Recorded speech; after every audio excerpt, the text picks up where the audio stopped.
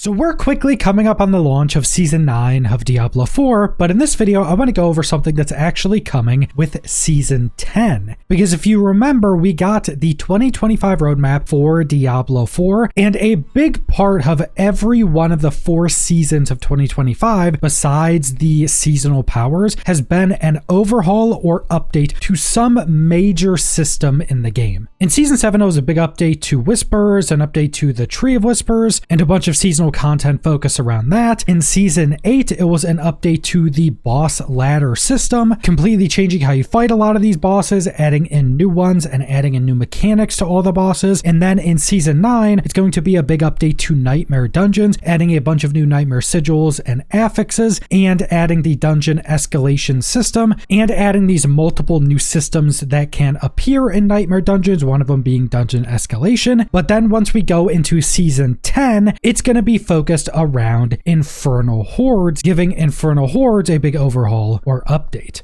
And that's what I primarily want to go over in this video.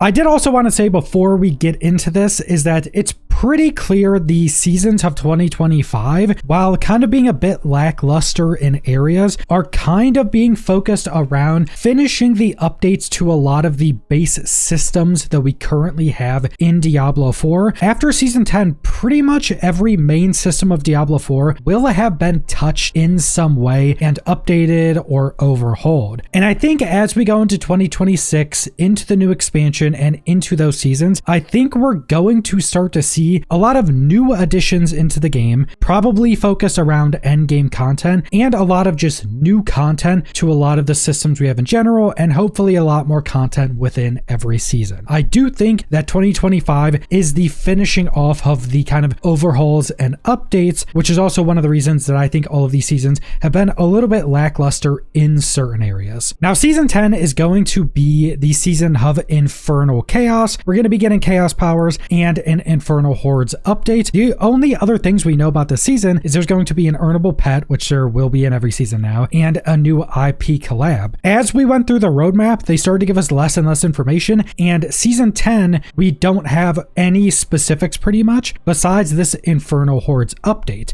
But I think there's a ton they could do with Infernal Hordes because it's still my favorite system in the game. Even with how simple it is, how you're only staying in the one room, Infernal Hordes is just the best flow state possible in Diablo 4. In Diablo 4, having such good combat and being able to get you into that flow state is one of the big reasons I've continued to play this game every new season and have completed every season. And with Infernal Hordes, even as simple as it is, you get the best version of that. Now, we did actually get a tease from one of the developers from one of the live streams, essentially saying that the Infernal Hordes update is going to be focused on player choice. They also kind of teased going to different rooms because there are essentially like multiple doors within the Infernal Hordes that aren't actually used for anything. So that was kind of the tease, meaning probably going to be a big update to powers and just allowing you to have a lot more choice within the run, but it's also probably going to be multiple rooms, which I think are both really good things.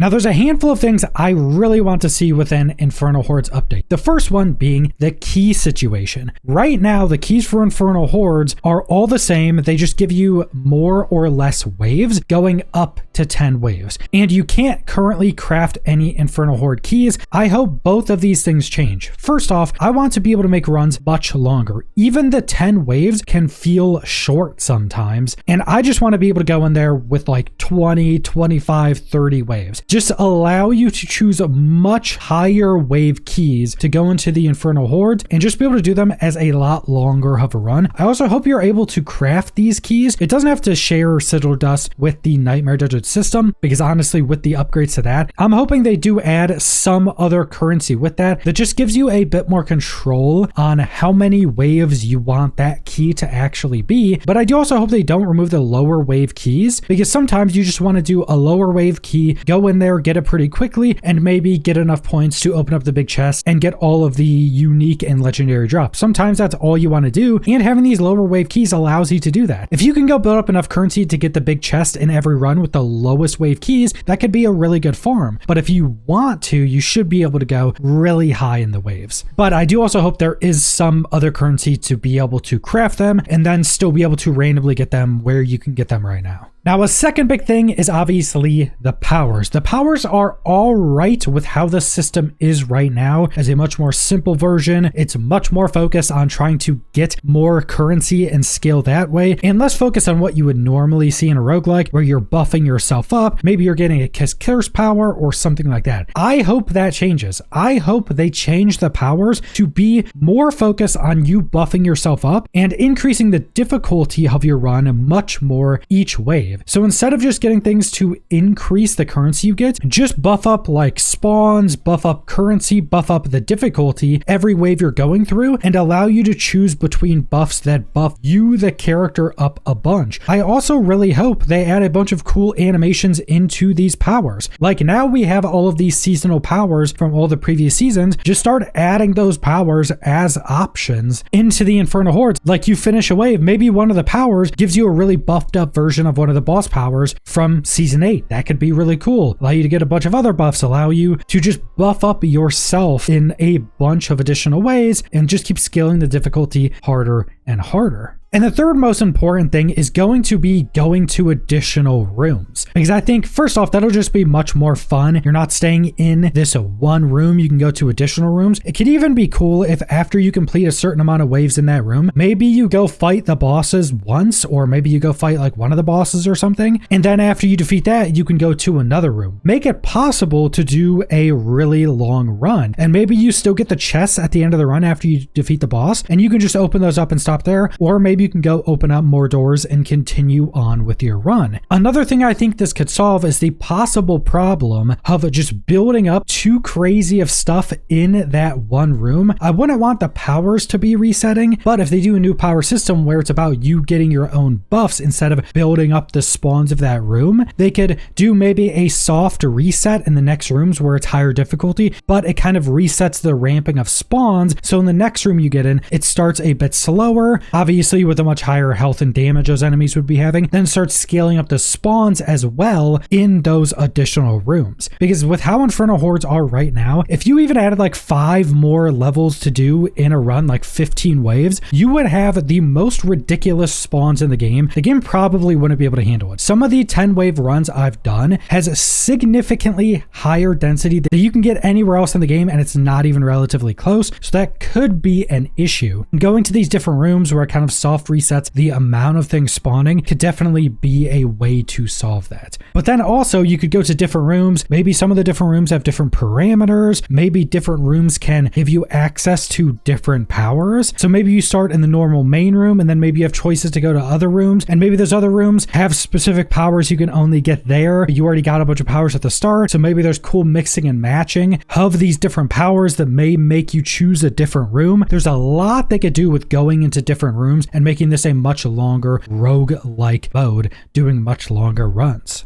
And my big conclusion with everything I just went over is I hope that they actually go fully into this overhaul, fully into this update. I hope they go far enough with it. That's been one of my main criticisms for a lot of the overhauls for all of the Diablo 4 systems that have been updated or overhauled so far. Pretty much every one of the big updates, big overhauls, big additions like crafting and stuff have all been positive changes for Diablo 4, but a lot of them haven't gone far enough. Like they do Nightmare Dungeon stuff coming with Season 9 are all good additions to the game. They make Nightmare Dungeons better in pretty much every way, but I still don't think they've gone far enough. I think Dungeon Escalation, instead of being 3 dungeons, you should be able to just keep doing more and more dungeons and keep having the difficulty increase and keep stacking up those positive affixes. Like the boss layer updates from Season 8, I think were all really good additions to the game, but I don't think they went far enough. They should allow you to fight multiple bosses at a time. They should allow you to juice up those boss runs significantly more to just give you a lot more loot. They should start adding meta progression into all of these systems as well. So that's really the big takeaway I'm having with the Infernal Hordes update. I hope they go far enough with it. Make it a more interesting, a more complex system with much longer runs. It'll be fine. Everything doesn't have to be super simple with Diablo 4. People have been playing it for a long time. As a community plays it for longer and longer, everybody understands the game more. You can make it much more complex complex and people won't be super confused. So I hope they just take this update far enough to make it something super interesting, because roguelike systems in ARPGs, in progression games, can be incredibly good with like infinite content because of the variation of runs. I hope that's what they're turning Infernal Hordes into. But that's all I want to go over,